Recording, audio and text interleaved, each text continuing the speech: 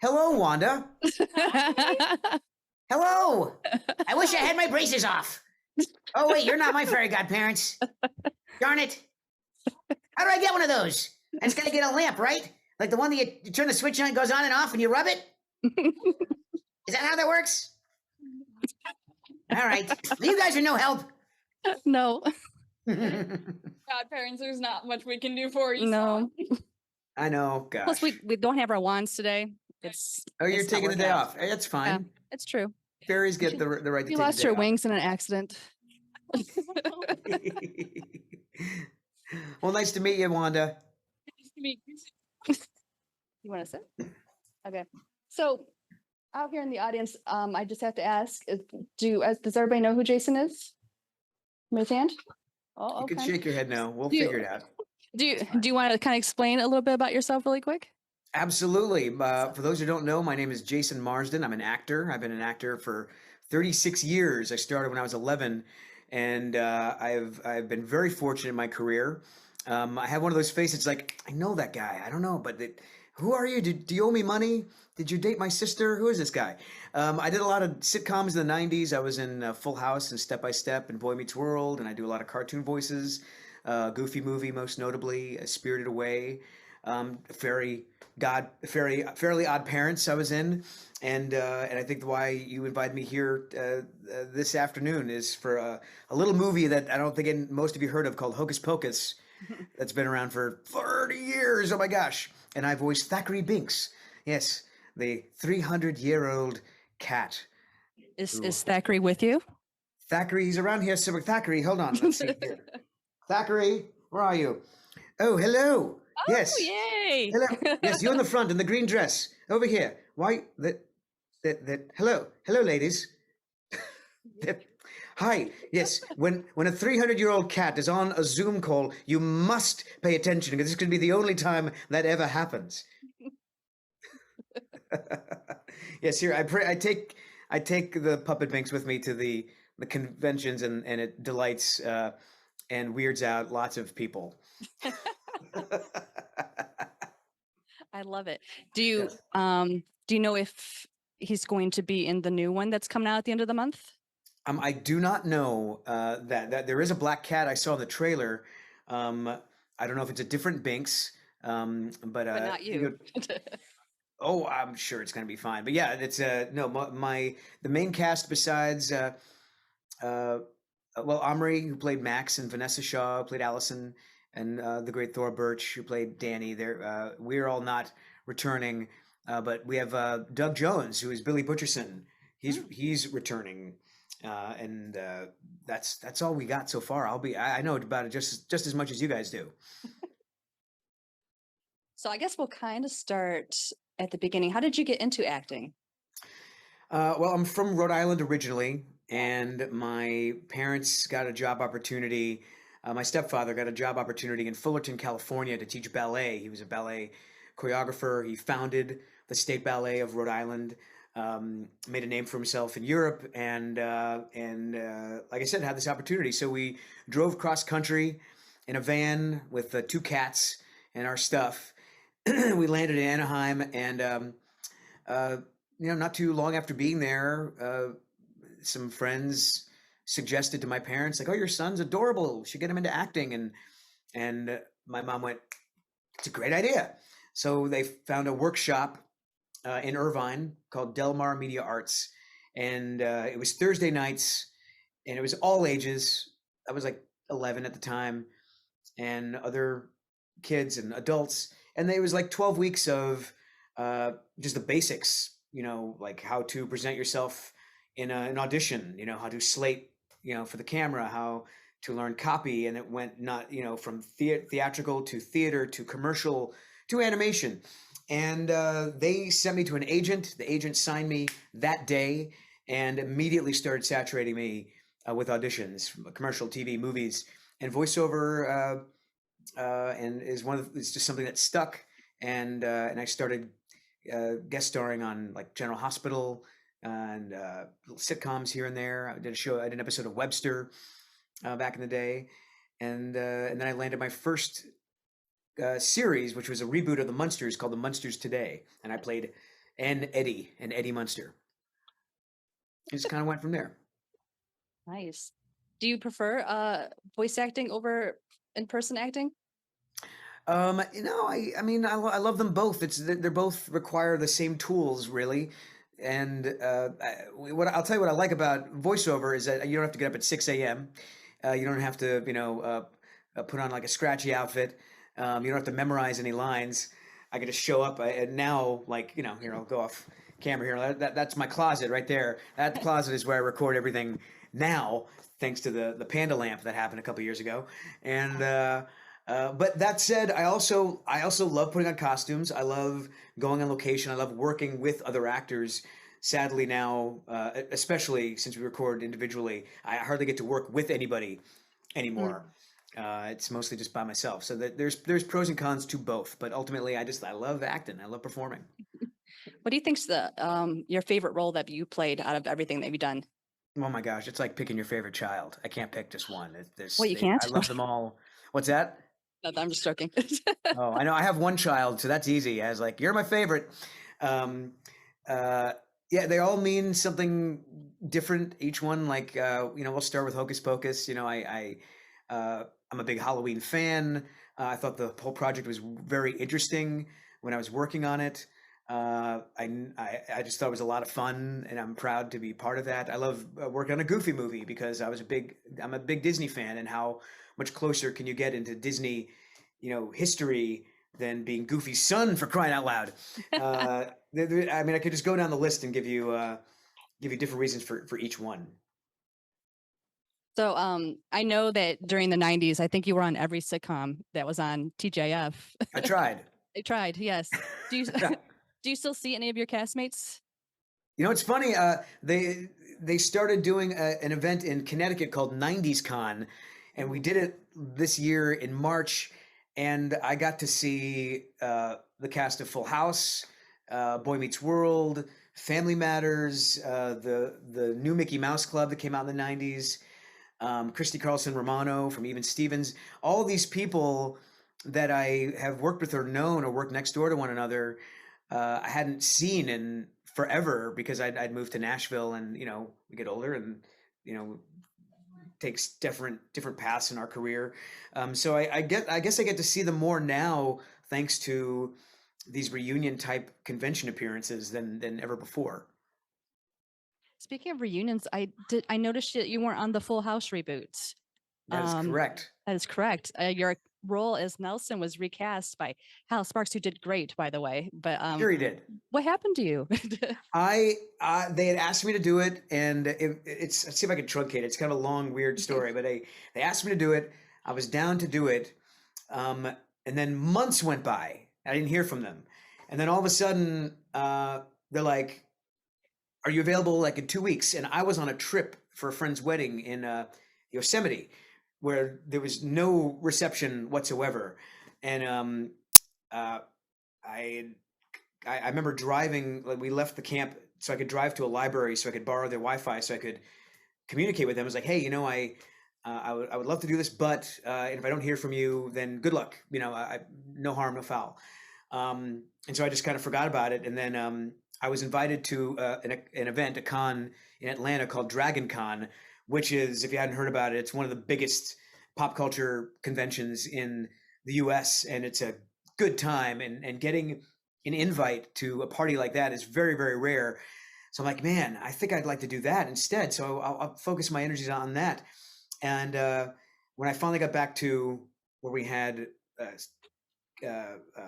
Wi-Fi and connection, the casting was desperate to get a hold of me. Like, are you sure you want to do this? I mean, like, is it money? I'm like, no, I mean, I just didn't hear from you guys. And so I chose to do this. And they're like, let's send you the script. And I got the script, and it was all right. The days that they were taping would be the same days I was supposed to be at Dragon Con. So I had to weigh, it's like, okay, do I have to go to LA, fly to Los Angeles, because I was living in Nashville, fly to Los Angeles, bring all my stuff with me because I do want to, I want to dress up, I want to cosplay. Bring all the stuff with me, do the show up, miss Dragon Con by a couple days, bring all my stuff over there. Or, because I live in Nashville, I could just drive 3 hours north and not have to worry about it. I'm sorry, south. Wait, north. And I just chose to do that instead. So I was like, thank you so much. Have a good time. But I'm gonna go to this party instead, and I don't regret it. Was it worth it? Absolutely. I met my girlfriend there. Yeah. Awesome. Yeah, she was cosplaying as Pee Wee Herman, riding around on a tricycle. I'm like, well, that looks like fun. Who's this person? That's amazing. Yes. You pick well. Yes, I do. Yeah. Let me think. On Boy Meets World, is there a reason why they used your actual name as your character name? Yeah, they wrote the part for me. Really? I had worked with the producer Michael Jacobs on another show called Almost Home with the late great Brittany Murphy, who played my sister, and that show did its run, and he developed Boy Meets World. I actually read for the role of Eric, which was succeeded by the amazing and talented Will Friedle. But they liked me enough; they wanted me to play his friend. And again, I wasn't available. I was working on another show, and they'd hired someone else. And then, like the very last minute, like the day of taping, they decided to bring me in. But the character's name was Jason. And a few episodes later, when Mr. Feeney has to refer to me, he calls all the students by their last name. The writers came up to me and asked, "Is it okay if we use your last name? We think it would be kind of funny." I said, "I think that would be very funny." So that's why Mr. Feeney says Mr. Marsden.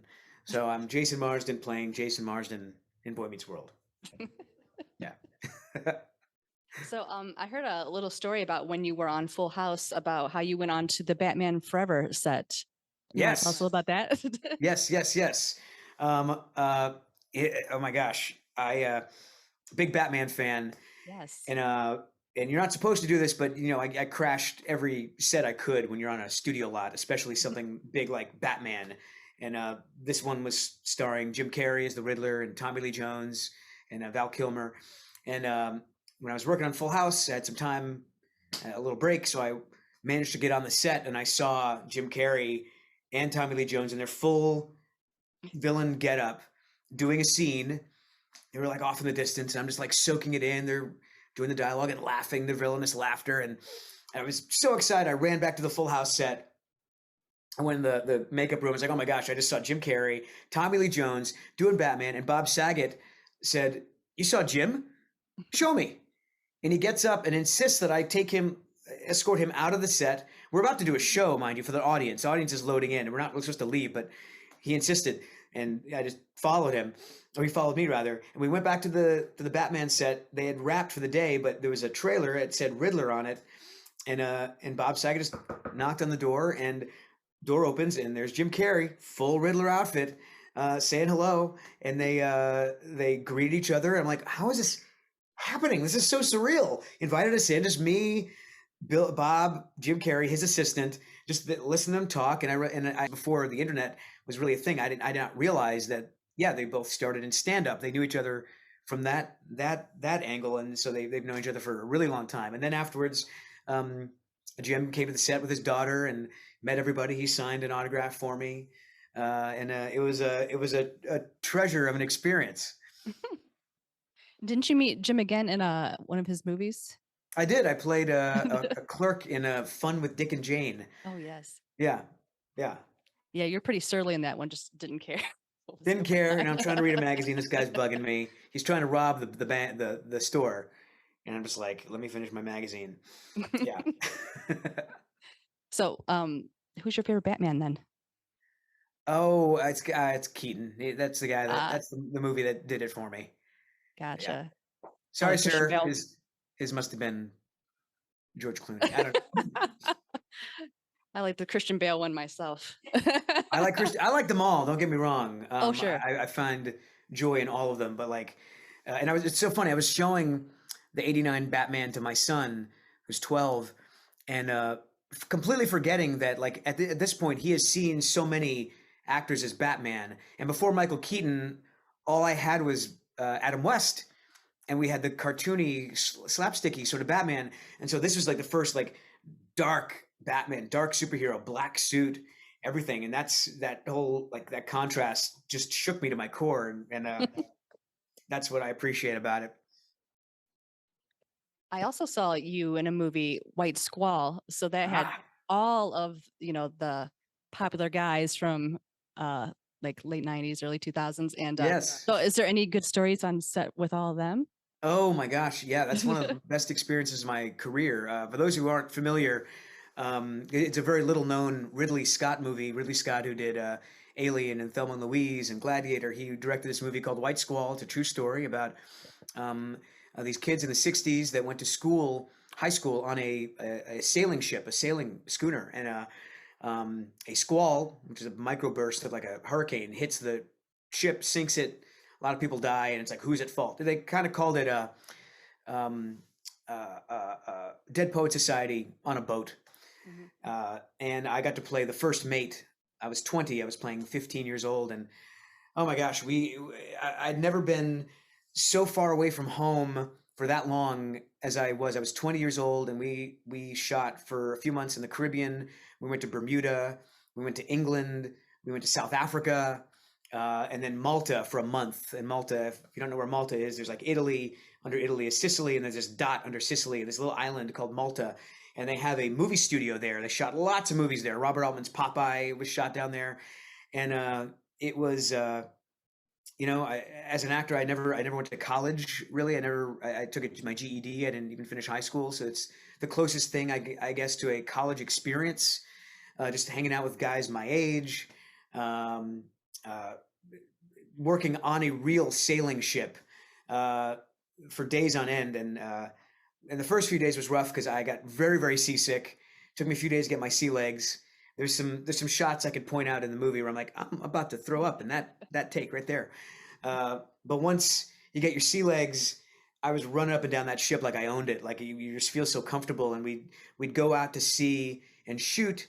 And they sort of positioned the ship wherever the sun was. The sun was our natural light, and then we'd shoot until the sun went down, and then we'd sail back, and we'd have to sail slower because it was dark, and there's no light pollution. It's just stars in the sky, and we're sitting in the bowsprit, the netting under the bow of the ship, and just looking and talking and eating. It was so wonderful. I actually have 6 hours of home video footage I took that I am editing into like a little mini video essay that I'll be putting on my YouTube channel. I can't promise a date because I won't be able to follow up with that, but keep a lookout for that. Yeah, I'll keep looking for that. That'd be Yeah. awesome. So let's transition over a little bit to your voiceover work, since you've done so much of that too. Sure. Do you normally do your voice work alone, or do you ever interact with the other people that are For in a scene most with of my you? career, it's been in a group working with other people. All right. Only now, like I mentioned before, especially since the pandemic, it's been one-on-one or through like a Zoom session. I did a cartoon with through a Zoom session, so I did get to work off of other actors. But the sad part about that is that you can't like chit chat in between takes. When you're in a group, there's joking and you can poke each other, that sort of thing. But yeah, I would say most of the stuff I did for Warner Brothers has always been in a group, like Static Shock and Justice League. Most Disney stuff has been solo. I don't know why the two are different. Yeah, it mostly depends on the project. Well, I know when you did Jungle Cubs, you were the voice of Louie and Shere Khan, and at the same time, was it difficult doing two different voices? No, I mean it's all No? part of the gig. I love it. Michael Bell, if you're not familiar with who that is, he's a legendary voice actor. He worked on G.I. Joe. He was Duke in G.I. Joe, and he was in the Smurfs, for crying out loud. He's been on camera, and I worked with him on the Munsters. He was a guest star. I knew exactly who he was, and I was just like hounding him for like voiceover advice. And he brought in a script, an 11-minute script of a show he worked on called The Snorks. And remember those like guys with the big Yes, I remember the things on their heads? Snorks. And he said this script in particular is unique because there's 3 characters in the script, and I voiced all 3 of those characters. So study that and come up with 3 different voices, and that is like a good learning curve for something you might have to do at some point. It's really no problem. It's just I'm an actor. I'm used to kind of talking to myself anyway in private. It was no problem talking to myself in a performance. So I know that you did. You were just talking about Spirited Away, doing anime, and was the Afro Samurai. Was that a anime too? Do you? Yeah, Yeah. I Okay. guess. I think Afro Those. Samurai was animated to our performances as opposed Ah, to Spirited Away, which is already animated, and we just do the dub. gotcha. Gotcha. Did Are you considering doing more anime? Do you like it? Gosh, yeah, I would love to. I Yeah. mean, I wish it was up to me. You know, it's it's a lot of people think, you know, and I'm very fortunate with my career. I have no regrets. But one of the toughest things about being an actor is, you know, like there's no matter how much is on my resume, it does not guarantee me opportunities. I still have to, you know, fight and hustle like everybody else. And anime in particular is mostly done in Texas, and it is it's notorious for being very, very, very low pay. There is no residuals for it. So my agents would never send me out for that because it's just not worth their time. But I'm like, but I love to do it. It seemed like it'd be fun, and some of these shows are really great stories. And if you do the right one, you go to a convention and you make your money that way. I mean, some of these voice actors, Monica Rial, who I've only met recently, just going through cons. I mean, like the fans just absolutely love interacting with them. So yeah, I would love to. I just gotta hope that they'll call me. I know that you also did some video game characters. I Yes. particularly liked Noel in Final Fantasy. Oh, But right on. I yeah, worked on that game for 8 months, and I still really. can't tell you what it's about. It was the most confusing thing I've ever done. It was fun, but I'm like, what is going on here? It was so crazy. It was crazy. Yeah. Is it different voicing that than doing a cartoon? Yes, it's like 20% more technical. It's a little bit more stressful, again, depending on the project. For Final Fantasy, what the process was is it was already recorded in Japanese. Hmm. It was not animated in Japanese, it was recorded in Japanese. So what they would do is they play back the Japanese performance in my headphones, and I was supposed to match the timing of it, the length. I could not embellish less. I could not embellish more. I had to get my performance within these parameters.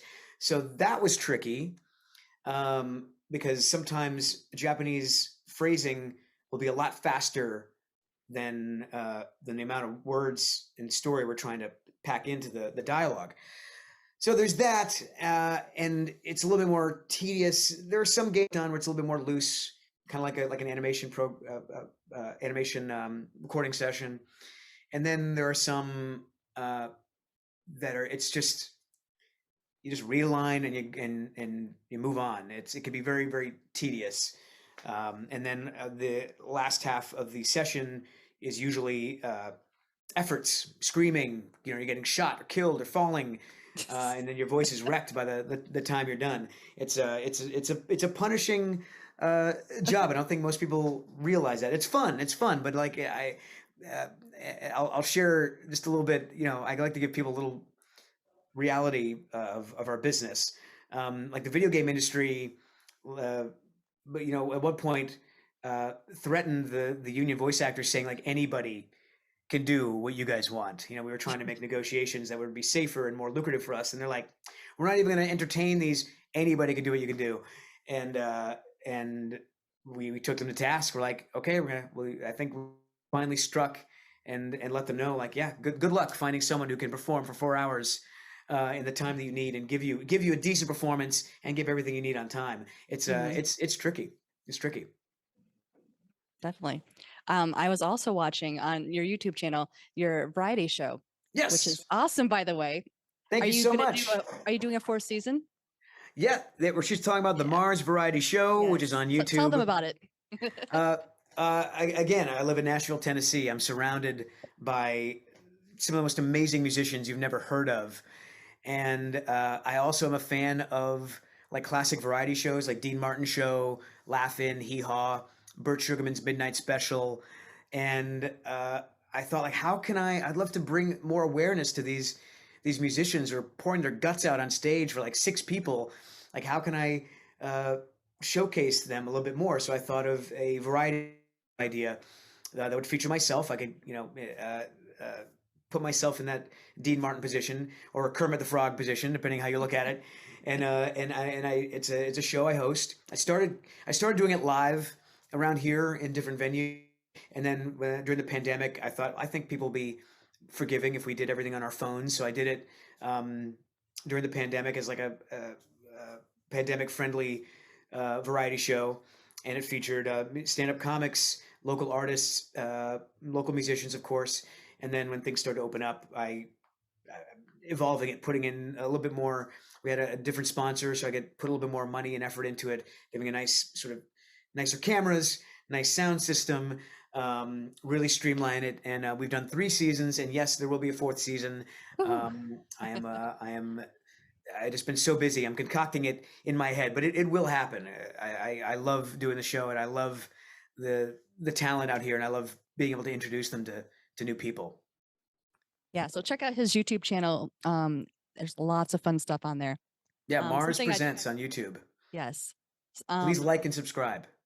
You don't have to watch it. Just hit the like button, hit the subscribe button. That's what really matters.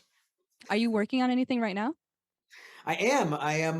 Gosh, I just did another Batman cartoon. It's called Batman the Caped Crusader.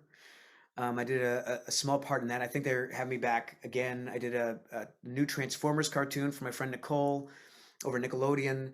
I did a Scooby-Doo cartoon. I think it's coming out next year, as well as another Batman straight to video animated. And I have a couple of movies that I'm working on. Like my on-camera career is sort of having a resurgence. I got a movie I'm starring in, which I cannot talk about, but it does involve me learning some music, which is kind of why I've been studying all these old country songs. And another movie supposed to shoot in Tulsa in October, I think. Yeah, so I'm busy. Awesome. Plus on tour as well. Yeah, your Comic-Con tour. Yes. Yeah. So I'm going to open it up to the audience to ask some questions. Yes, too. please. All right. Does anybody have any questions for Jason? I can bring the microphone to you so he can hear you better. If you have any questions for the cat, Okay. he will also answer questions. When you're doing voice acting, what do you do to warm up your voice before you have to give your performance?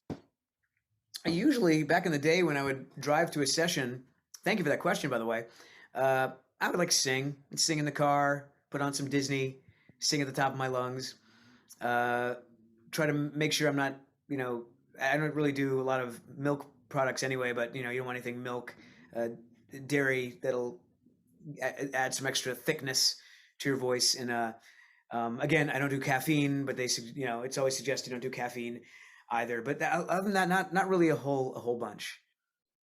I don't mean to sound lazy, but most of us just show up. Read the script, maybe. Yeah, that's what we do. You're just naturally great. Yes. Naturally, yeah, we're naturally great. Yes. Anybody else?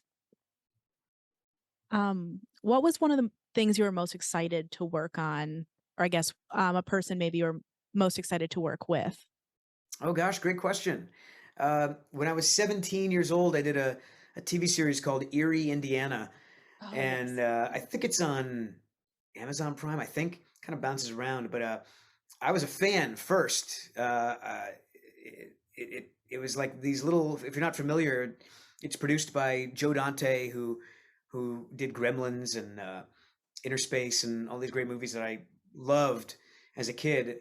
So I recognized his name was attached to the show, and I watched it. And it's like I think I said, little Twilight Zone episodes. The first episode of the series, it's about these kids that live in Erie, Indiana, and their neighborhood is just weird. They have a Bigfoot going through your trash. Elvis lives next door.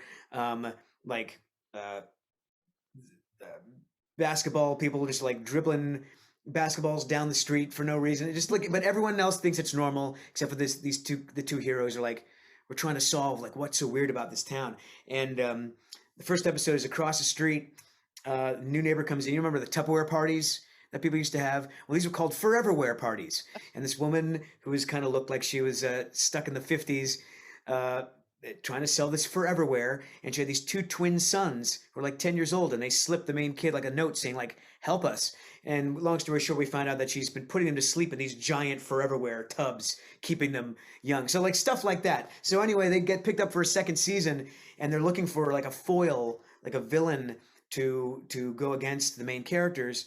And I booked it, and his name was Dash X, and he had a tattoo of a plus and a minus on his hands. He had a shock of white hair. He didn't know where he came from, and it was so much fun because we're making like little movies every week. And I worked with John Aston, who played Gomez Adams, the original Gomez Adams, Ray Walston from my cousin the Martian, my neighbor the Martian, my brother Martian.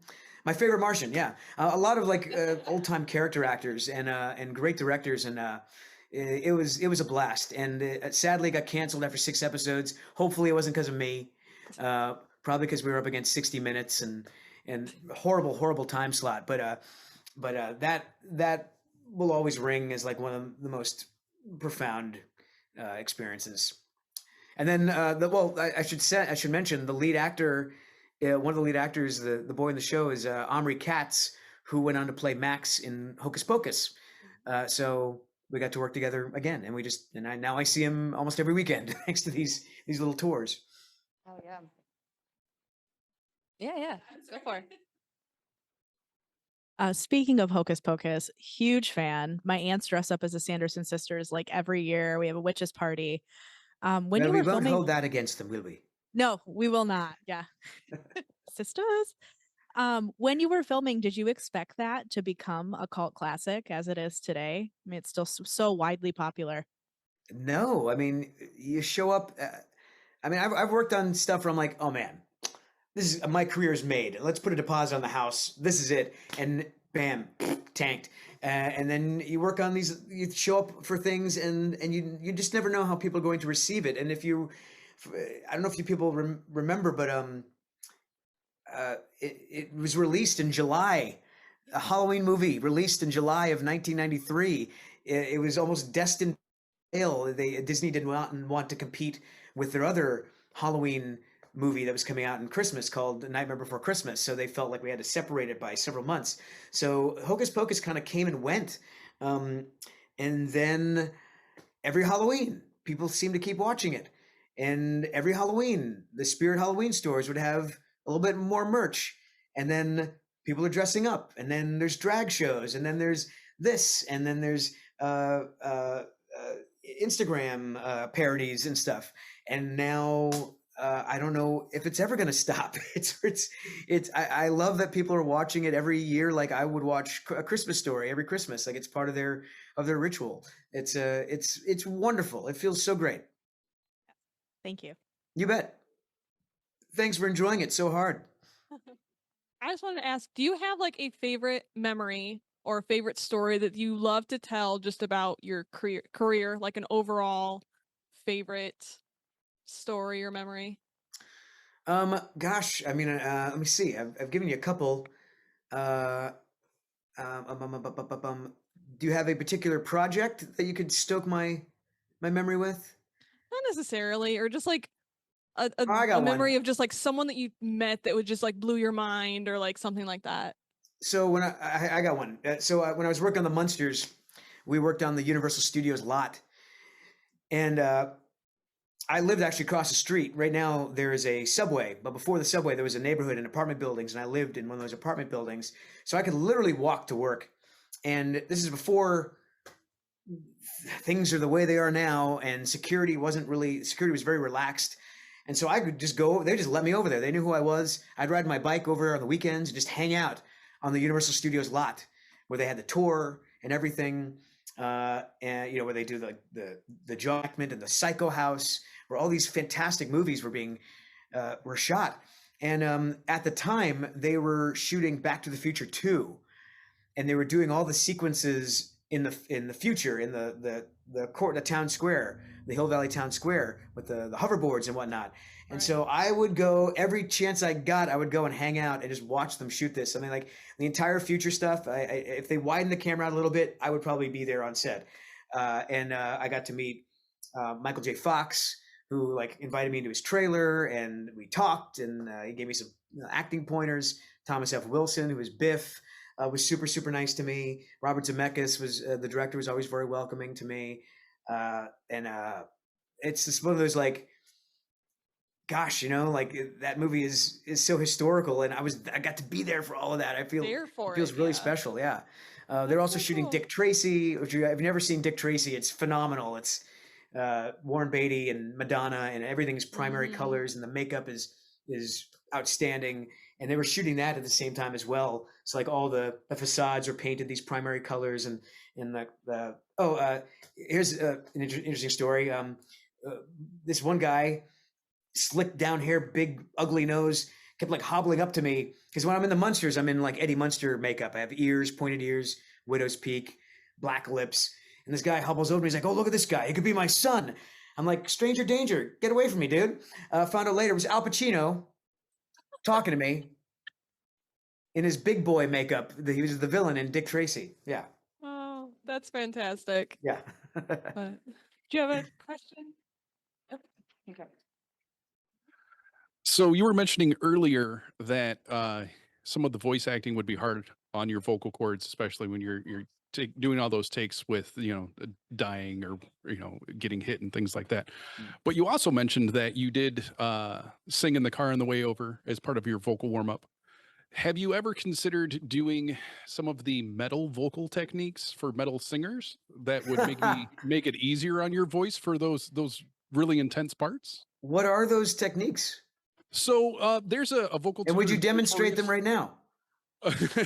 Do you really want me to? It would be pretty loud in your ear. I can just So- turn this down.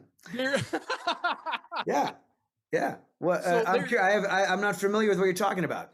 So there's a cat-like scream that's more through the nose. Kind of sounds like Dave Mustaine.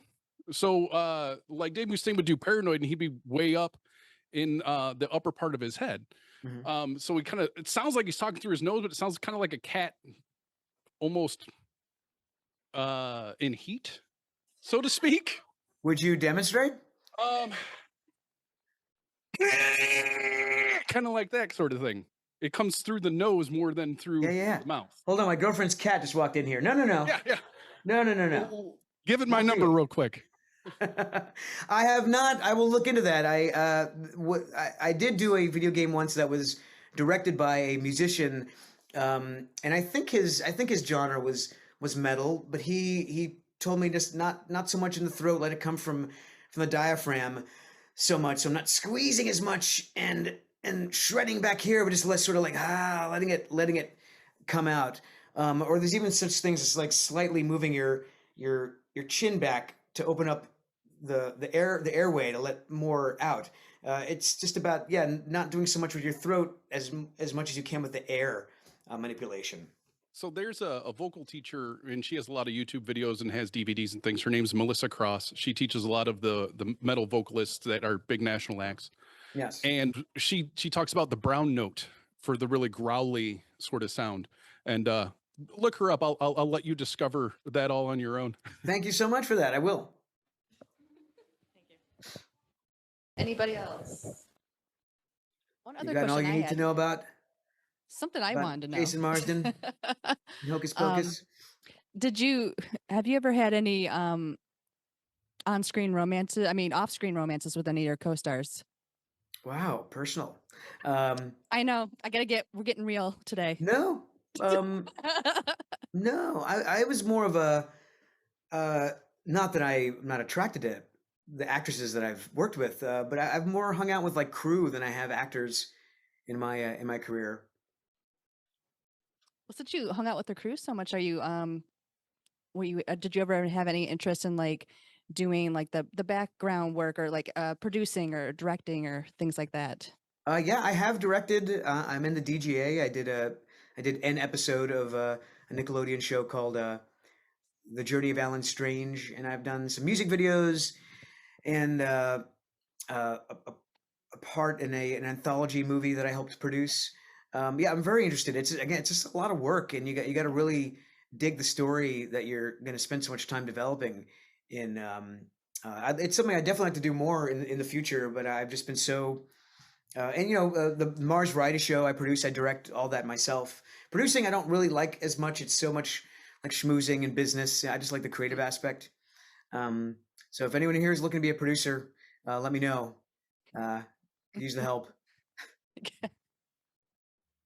Sure. What is your dream role? Like past, present, future, something that you could write for yourself, something that you missed out on, something that maybe was before your time that you wish you could have done? Oh man, I wish I could still be a superhero. Although I think it might be worn out of superheroes these days, or a super villain, or like a detective. Maybe I could end my career as like a Columbo like character or a monk. I could see myself doing uh, something like that. Uh, you know, I'm I'm a- I'm a tiny person. I'm 5'1", so I think that could allow for many interesting situations. Thank you. Sure. All right, well, we're about out of time. So I just wanted to say thank you so much for coming and being with us today. We Thank really, you really so much. I appreciate it. appreciate you guys for inviting me. Oh, of course. So have a great day, and we'll check out your channel. And do you have any last minute plugs before you go? No, you guys have been wonderful. I Awesome. appreciate the attention, and I love that y'all love Hocus Pocus so much and pop culture, and choose to celebrate it. And thank you for supporting your local library, because we all like our books, and we like our librarians. We like our libraries. They're important. Thank you. When they cut the cord on the internet during the apocalypse, we're gonna need books. All right. Well, thank you, Jason, and we hope you have a great day. Thank you so much. Hold on, I'll say Oh. goodbye from Binks. Let's have Thackeray say one more thing for us. So long, I shall always be with you. Yes. Aw. Don't let any airhead virgins go near that black flame candle. Thank you. Bye bye, y'all. Bye. Thank you. Thank you.